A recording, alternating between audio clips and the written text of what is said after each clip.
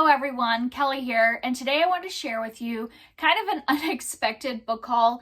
And the reason I say unexpected is that I didn't plan after my May birthday book haul to buy very many books because that was only a couple months ago and I had gotten a lot of gifts and had bought myself some books.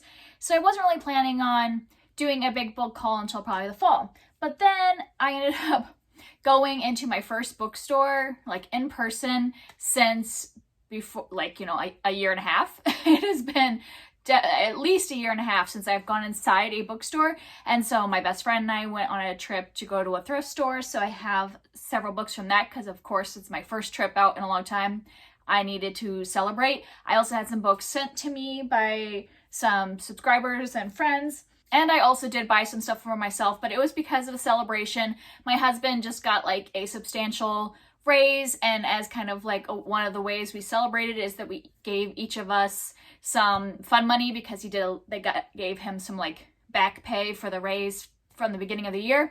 And so we had a chunk of like entertainment money that we each got for fun so that he can buy tools for the workshop and then I can buy books. So of course, I'm not going to turn that down if he's going to offer that as part of his celebration. So I'm just going to kind of separate this as kind of like where I got them. So first I have a stack of books I got at Book Outlet because they had this like buy two get one free sale. So I ended up getting, I think, 3 books for free. I think because I have 9 books. So yeah, 3 books out of these were free. So that's really great. And almost all of these were cheaper books anyways. So the first couple are actually for my kids for homeschool. We have officially decided we are going to homeschool for first grade and my daughter preschool this year. And so a couple of these were more for them. So the first one is called Behind the Legend, Unicorns. And this is just a nonfiction book that talks about the history of unicorns, but does it like in a way for like little kids. And so I just thought this would be a fun one to supplement into our year.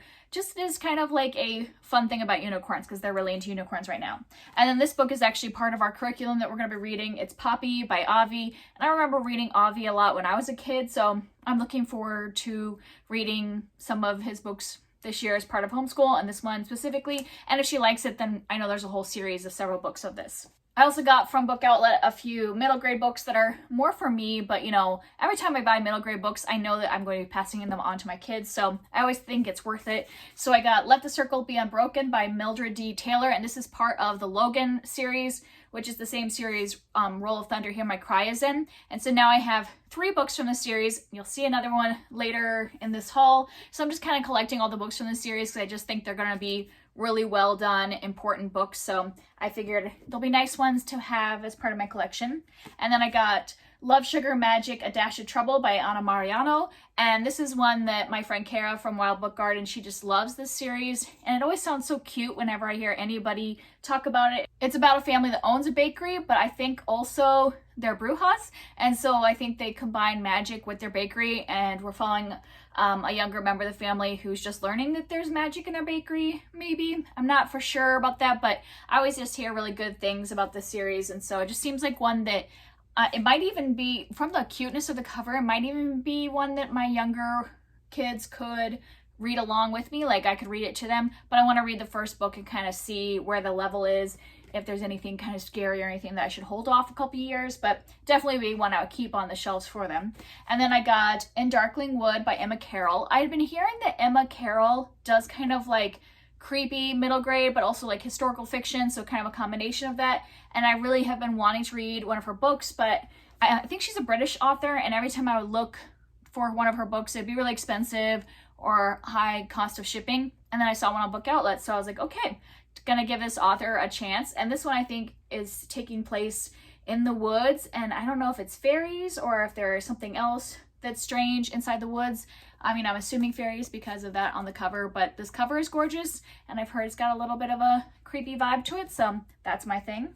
And then I also got Beauty, a retelling of Beauty and the Beast by Robin McKinley, and this is kind of viewed as like a classic fantasy and like one of the like main retellings of Beauty and the Beast. And so I just really wanted to read it because it's just been around for a long time, and I just hear that this is kind of like a book you should read if you love Beauty and the Beast retellings.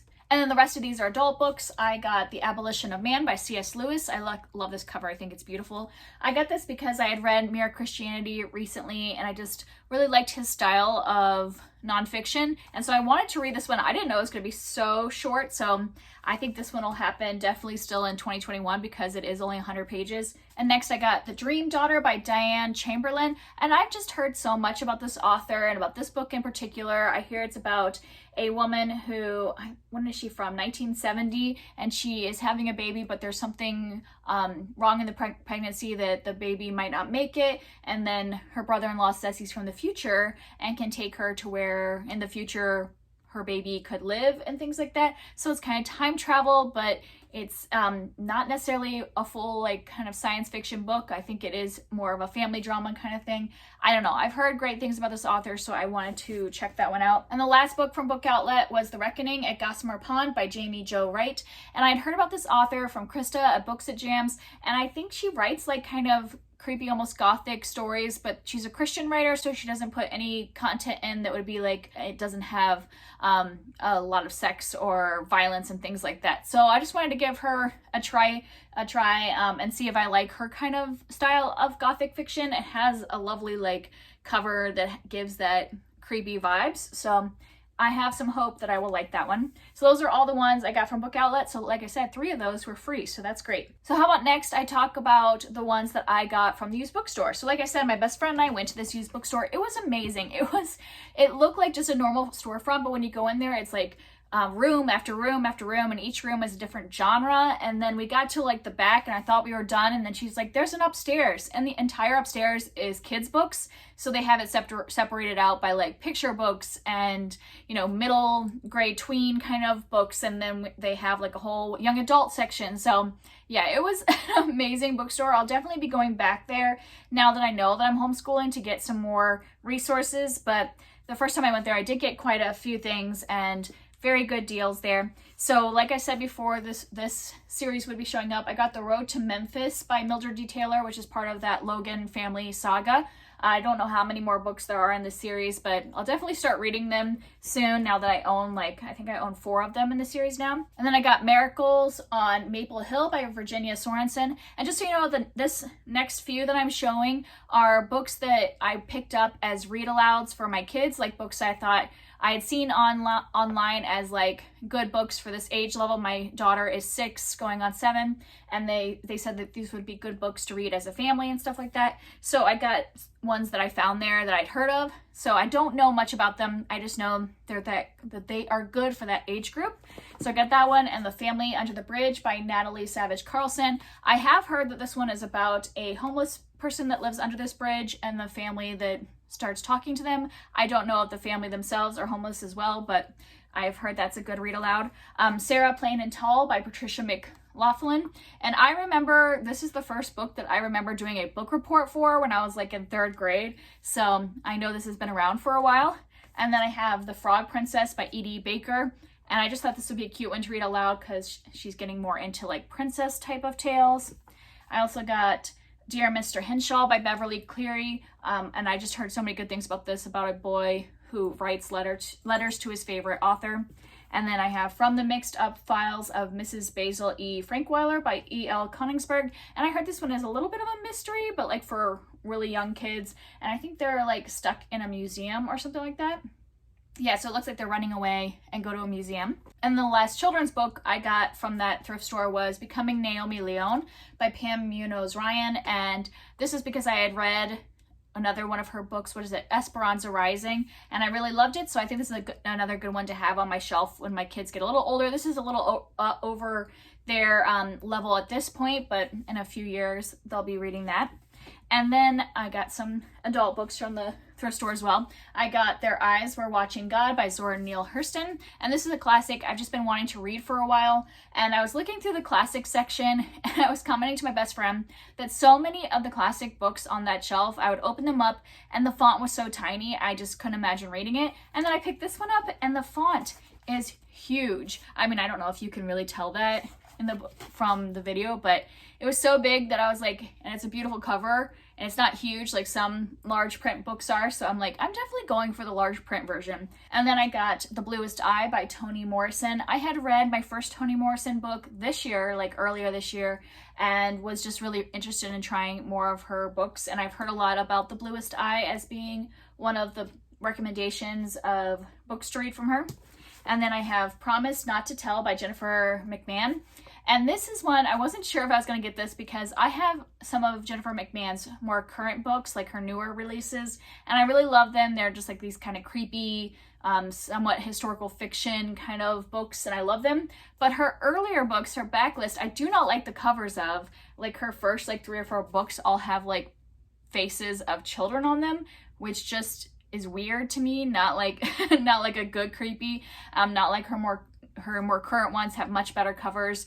But this was like $1, so I thought I'll get it and try it, and if I don't like her backlist, I won't be buying any more of these with the weird covers, but I at least wanted to give one of her backlist a try. And that was everything I got from a thrift store, so I just got a couple more like random books from online. I got We Have Always Lived in the Castle by Shirley Jackson. I had read a couple short stories by Shirley Jackson back in January when I was reading short fiction, and I really enjoyed them, so I wanted to try one of her actual novels, and I've heard people say good things about this one. I actually don't know much about it at all, even though it is a classic, but love this cover, especially it has a cat on it, and it has some nice creepy vibes. The people in the back are very angry looking, so I'm excited to try this one out maybe in the fall. It seems like a good fall book. And then I got The House in the Cerulean Sea by TJ Klune. I just heard everybody talk about this in the last year on BookTube, and so I like bowed down to the pressure and got a copy and figure this will be a nice, cute, sweet read to get to. I also got a couple like bookish things. So one of the places I bought from was including a free mask. So I got this one that has books on it and says, "Open a book, open your mind," and it's an adjustable mask. So I tried it on, it's very comfortable, so that's cute. I'll have a book theme mask. And then I also got a puzzle that was on sale that's an Anna Green Gables puzzle, so that's a cute one. 500 pieces, I believe. Yeah, so that should be a fun puzzle to do. And then I have a stack of books that this is kind of some of the books that I bought with that fun money that we got because of my husband's promotion, and these are all books that are basically like sequels. So I'd read a few books so far this year that I wanted to buy the rest of the series or things like that. And so that's what these are. So first, this isn't necessarily a series, but they're kind of viewed like companion novels. I bought Where the Mountain Meets the Moon by Grace Lynn. I had read this book a few months ago, and I got it from the library, loved it. And then I saw it in a thrift store, and so I ended up picking it up for a really good price, and it's in really excellent condition from being from a thrift store. So I bought that one, and then because I bought that one, I went ahead and bought a new copy online of When the Sea Turned to Silver by Grace Lynn. And then I got both Sea Fled and Sea Swept by Jordan Rivet, and these are books 2 and 3 in a trilogy that I'm reading from her. The first one, Seabound. The first one's called Seabound. This is a dystopian series that takes place on water, so like the land has become uninhabitable, so they're living on water. I read the first book a couple months ago or last month, something like that, and really enjoyed it, so went ahead and bought the next 2. These are self-published books, so I like to buy them at full price in order to support the author since she is a self-published author, so those are nice ones. I think the only place you can get them is on Amazon, which I know people don't like to use Amazon. There might be another way to get it on her like author or website or whatever, but that's the only place I've been able to find her books. And then I also got Castle in the Air by Diana Wynne Jones, which is the next book in the Howl's Moving Castle like collection. They're not like direct sequels, I don't think. I think they're more like companion novels, but I want to at least try the second one before I bought the third one because I've heard mixed things about some of the companion novels, so I at least want to try this one before I get any more.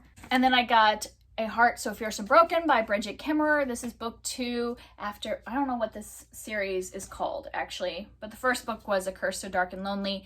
And I have gotten this book out from the library a couple times, and then just, I wasn't necessarily in the mood to read it at the moment when I had it out from the library, and so I think I returned it to the library like 3 times. So finally I was like, I should just buy a copy to have so that when I'm ready to read it, I have the copy. So I bought this one, and if I like this one, I'll buy the third book as well. But I figured I should just do one at a time because I am buying these in hardback, which is not normal for me, but it's because I already have a hardback in the first book. So I like to have my series match. So even though I'm not usually a fan of hardback, this way they'll go together on my shelf. And the last continuation of series I bought was the Wing Feather Saga, books 2, 3, and 4. And I got these because I read book 1 earlier this month and really enjoyed it. And I love the covers of these. I love the naked hardback and just like the beautiful illustrations. And there's illustrations in the book too, which of course now that I'm flipping through I don't find any, but there are illustrations. I guess it would be a spoiler anyways to show you the illustrations from a later book in the series. So I got books 2, 3, and 4 to finish out this series. All of them are just so beautiful. And the last stack are books that were given to me. So first of all, I got The Water Horse by Holly Webb, and I got this from my friend Cara from Wilde Book Garden, and she actually had sent this to me for my birthday in May, so it should have been part of that haul, but it was on back order from the place she sent it from, and so it came after I did that haul.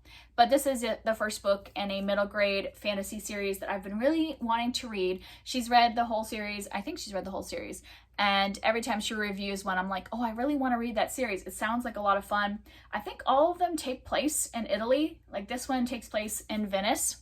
And so they look beautiful and I'm excited to try them.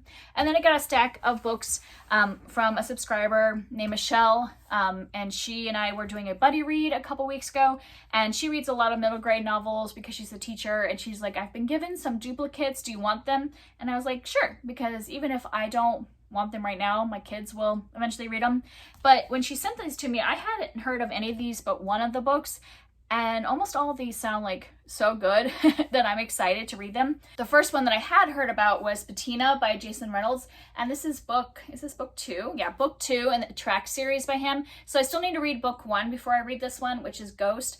But I've been wanting to read more by Jason Reynolds anyway, so I will get Ghost at some point and read it. And these are all just middle grade novels about people from, like, each one is a different kid on the track team. And I've just heard really great things about this series, so I definitely want to start that. This next one is one that I don't think I'm going to read, but that I'll keep on my shelf for my kids because it seems like a more younger book. It's called Gamer Squad, Close Encounters of the Nerd Kind by Kim Harrington. And just like from looking inside, like the font is a lot bigger, and I mean, it's about these kids that are gamers and then like run across like real monsters in real life, and it just seems like something more that my kid will probably be interested in as soon as she starts reading in like a year or so.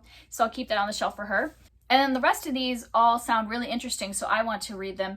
I have Waiting for Normal by Leslie Connor, and this is about a girl named Addie who, it sounds like her mother has a mental illness, and it's kind of like an all or nothing. So one day they might have a completely empty pantry, and the next day her mother prepares a huge feast. So I think it's just more about like living with somebody who has a mental health issue, and so that's an interesting one. And then this next one sounds really good. It's called The End of the Wilde by Nicole Helget, and it's about this girl named Fern who, it sounds like her stepfather is out of work and looking for jobs, and then a fracking company comes into town and wants to, like, you know, tear down a lot of the woods in her town that she's really in love with, but, you know, it would provide jobs for her stepfather and stuff like that. So it sounds like it's going to talk a lot about environmental issues. So that sounds really interesting. And then the next one is called Finding Esme by Suzanne Crowley. And this is about a girl named Esme who, it sounds like her grandmother is a water diviner and that she's